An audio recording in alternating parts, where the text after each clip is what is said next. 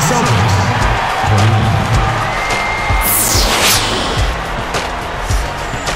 Welcome back, everybody. The start of the second half getting underway. Both teams battling hard through the first half.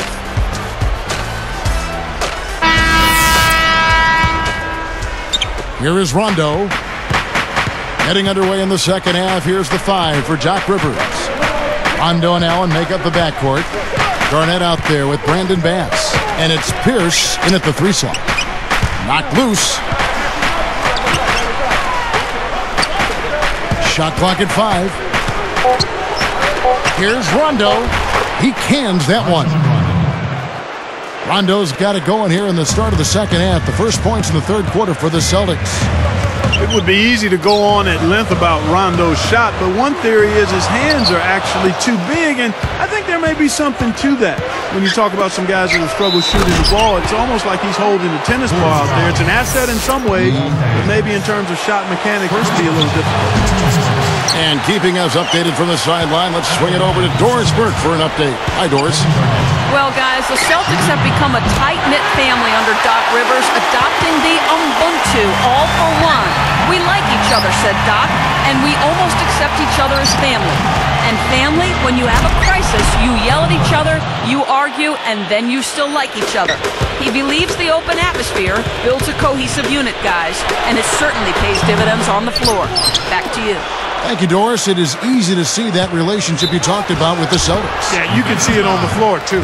Yeah, it's no big surprise to hear the fact that the Celtics function as a family because it's so visible during games, and you can see the effect Doc Rivers has had on this club over the years. I mean, he has become really the face of this franchise. Well, Clark, you brought up Rondo's hands. He can palm the ball standing at only 6'2". Sometimes you see him drive the lane and look like he's going to pass and take it and back him and then bring it back again, kind of the old okey doke. He's a talented kid. There's no doubt. Few can do that, Steve. No, that's impressive. At 6'2", to have hands like that, and that's a big reason why he's got such great ball control in transition, and that's why he gets so many steals, too. Long arms, big hands. He's just really, really tough to deal with out there.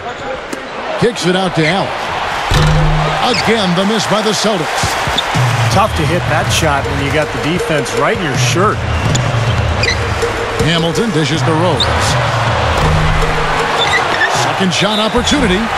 And he was fouled on the way up. 2 free throws now for him.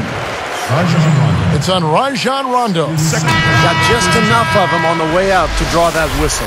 I thought that was a good call, Steve. I mean, you could see how that affected his shot just a little bit.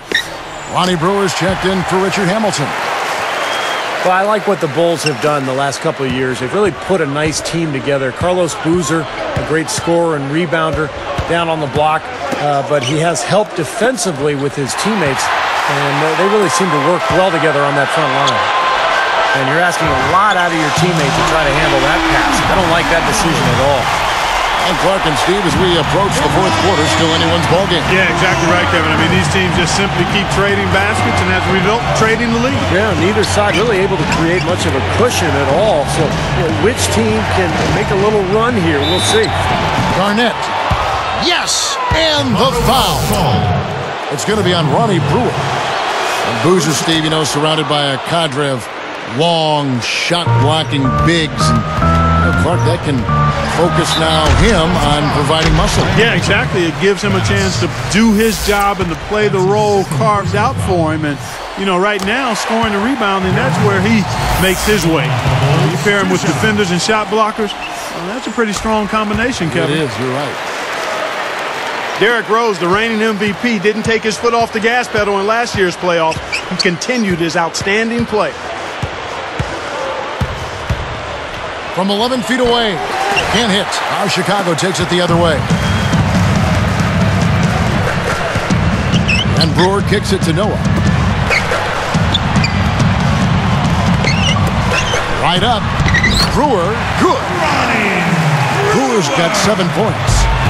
Well, back to Rose in the playoffs, Clark, it seemed like each round teams would try and find ways to slow him down. No, and yeah, Kevin, he had an answer for everybody except LeBron James. When Miami put LeBron on him during that Eastern Conference Finals series, there was nothing Rose could do. And so he's going to go back to the drawing board and continue to add to his game. He's got to continue to work on that outside shot. But, wow, and that was impressive defense by LeBron James. And the Bulls making a change here. Sheik's checked in. Just did not get to the spot in time, and that's going to be a blocking foul. Well, I thought the defender made a good effort, and it's a hard call to have go against you, but it's the right one. Here's Rose. He's got 18. For three. Ray Allen pulls it in. Allen's got his 4th rebound in this one. Now, the Bulls had to battle some injuries last year, but it didn't slow them down one bit in their rampage through the East.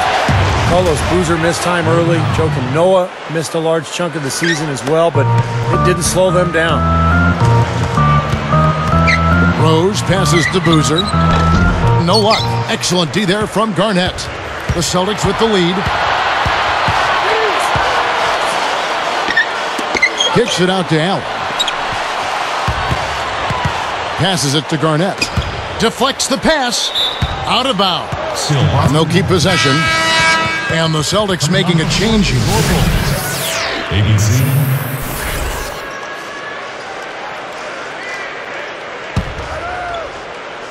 Here is Rondo. 6 points for him. Lock at 6. The basket drops, and he gets fouled on the shot. One free throw coming his way. Stevie talked about the injuries. Boozer, Clark, you come to expect it a bit with the Bulls, but they didn't miss a beat. They had the depth to make up for it. I mean, Boozer's injury clearly was a problem, but then Noah was out for a while as well, and they really missed his length and activity, particularly on defense and on the boards. Could you imagine their record if they had stayed healthy all year? It would have probably been close to that 70 mark. Absolutely, you're right. Rose, no good. Well, neither team has really gained an edge rebounding-wise here, and the score reflects that. Well, if one team can start hitting the boards harder, I mean, it'll give them a good chance to pull away. Guy is a potent offense right now. Yeah, Kevin, really the offense is flowing quite nicely right now. Playing with a lot of confidence, just some self-assurance there. I like what we're seeing. He's having a very inefficient game, guys. 5 turnovers now, and those are just wasted possessions.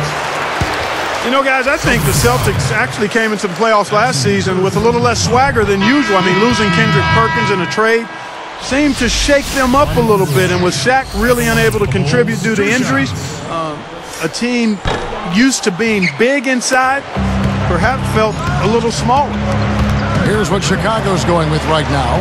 Joakim Noah, he's checked in for Sheik. And Taj Gibson is subbed in for Carlos Boozer. You set the table there well with the Celtics and their injuries. That did play a role in the postseason, not just in the front. The dislocated elbow of Rajon Rondo also factored in. Steve, that was a huge hit for that team. Yeah, I was amazed that he was able to return in that game and continue to play the rest of the series. But it did limit him. And with Rondo slowed down, the Celtics had a tough time scoring. In fact, Miami really played him and Boston kind of 5-on-4. They didn't honor his offense, and it really cost Boston. And the shot is good. Boy, I like the fluidity I'm seeing from them on offense. It's a thing of beauty. Fun to watch. Yeah, it is. They're moving the ball well, finding the open man, making that extra pass. They're playing very unselfishly right now. Yeah, they're not going to miss too many of those. That's high percentage stuff there. Turnover. And some changes here for the Celtics. Paul Pierce is checked in for Allen. And it's Avery Bradley in for Rajon Rondo.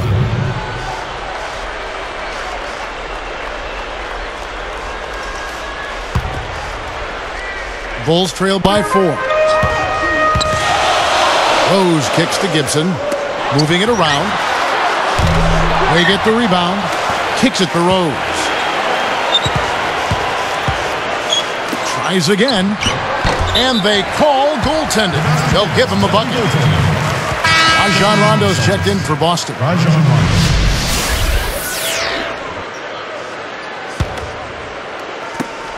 There's 31 seconds left in the third.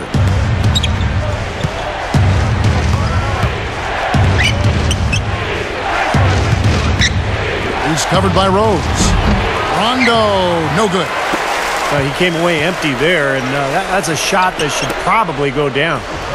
He dishes it to Rose.